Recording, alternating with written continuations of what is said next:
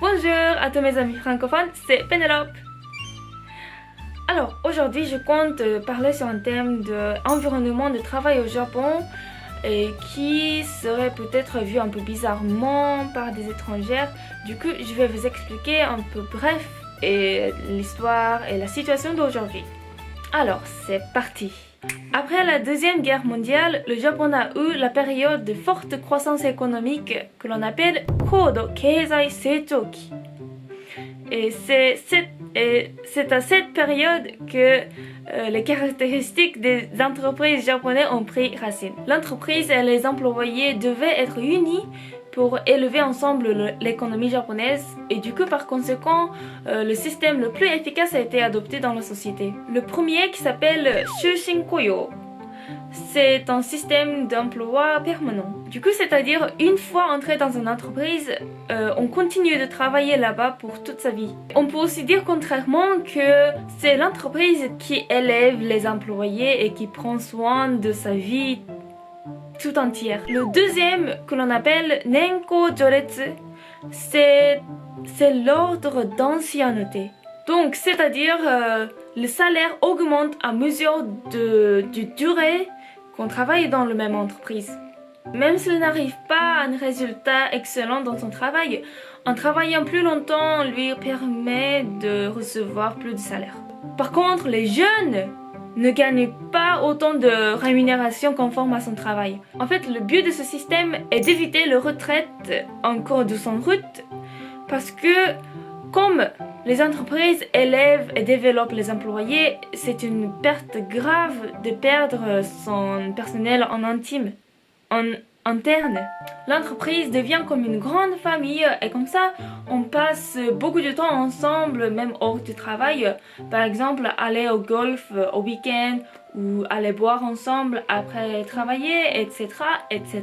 Il est en train de changer, mais quand même, il reste encore un vestige d'une telle tendance. En règle générale au Japon, vous ne devrez pas travailler plus de 8 heures par jour, 40 heures par semaine.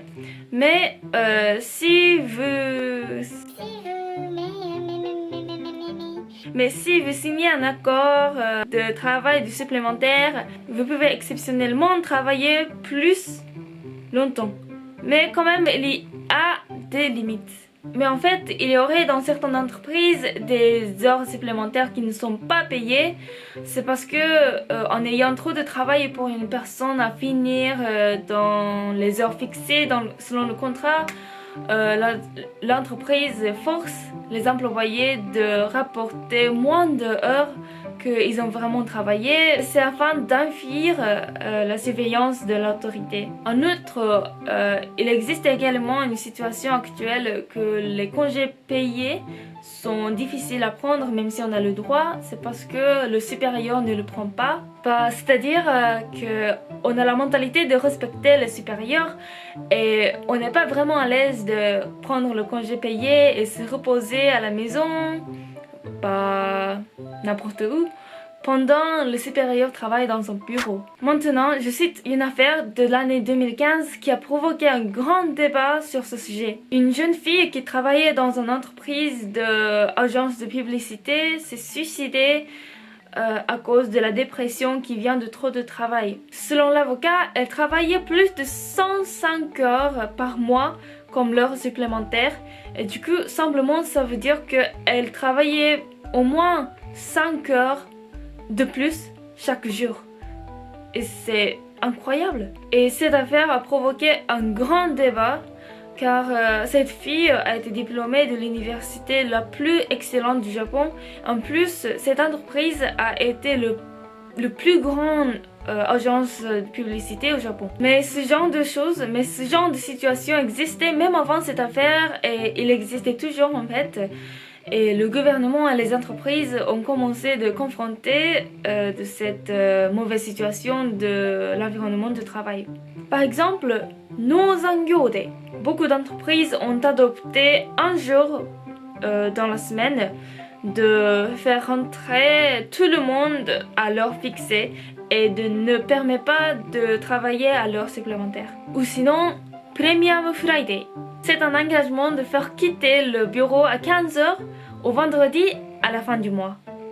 Mais en fait, c'est intrinsèquement difficile de raccourcir l'heure de travail en ne changeant pas la quantité de travail.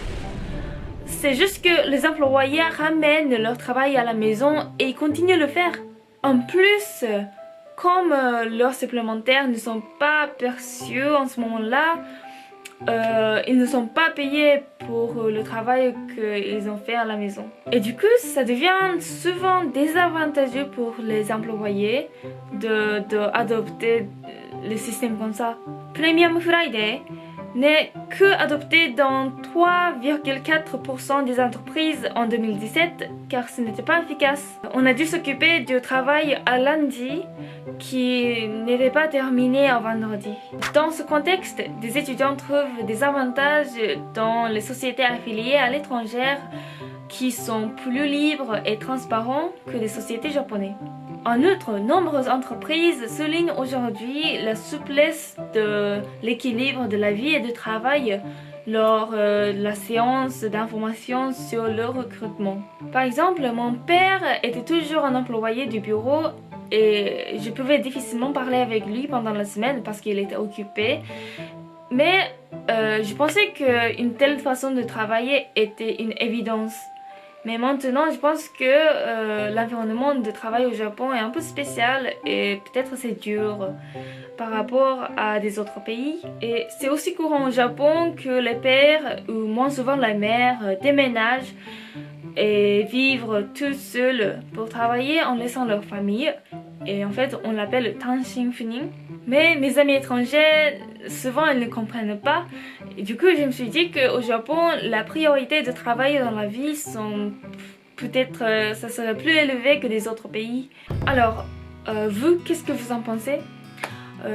L'entreprise japonaise ont quand même le charme que tout le monde de l'équipe devient proche comme une famille. Mais ça peut être un environnement de travail un peu dur. Je suis curieux de ce que vous pensez par rapport à votre pays, de cette façon de travailler au Japon. À la fin, je voudrais noter que ce que j'ai parlé maintenant n'est qu'un exemple. Et je ne veux pas que vous pensiez que toutes les entreprises japonaises sont comme ça actuellement. Beaucoup des entreprises sont en train de changer, sont en train d'améliorer la situation. J'espère que vous le comprenez. Aujourd'hui, je vais m'arrêter ici. Je pense que la vidéo devient un peu longue, mais quand même, je pense que c'est un sujet intéressant. Je voulais bien partager avec vous. N'hésitez pas à me laisser des commentaires et merci beaucoup d'avoir regardé cette vidéo comme toujours. On se retrouvera très bientôt à la prochaine vidéo. Bye bye.